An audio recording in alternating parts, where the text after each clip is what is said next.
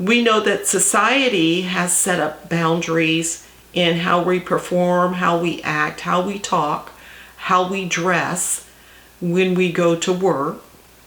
They have set up social boundaries as to how loud we are in the theater, how loud we are in the grocery store, that we don't ram our cart into the person in front of us.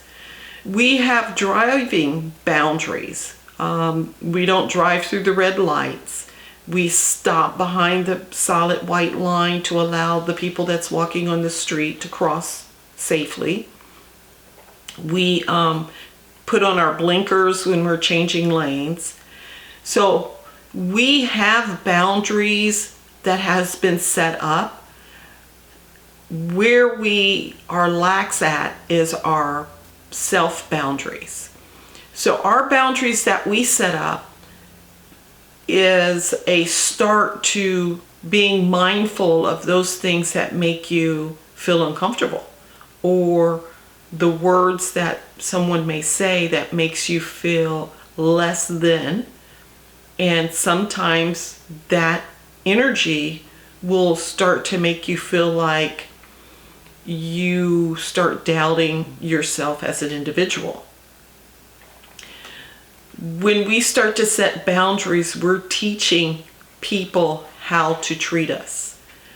So when I was growing up, I had real issues with boundaries because I was going through some things after my parents got divorced, to where you have certain boundaries with your mother and certain boundaries with your father, and you try to see how far those things you can pull it and make it happen.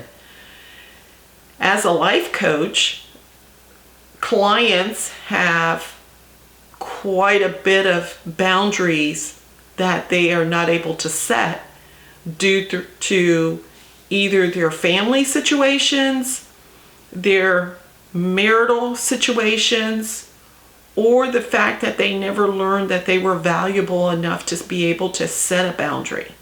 And boundaries help people say no, and help people to say yes and mean yes, and no and mean no.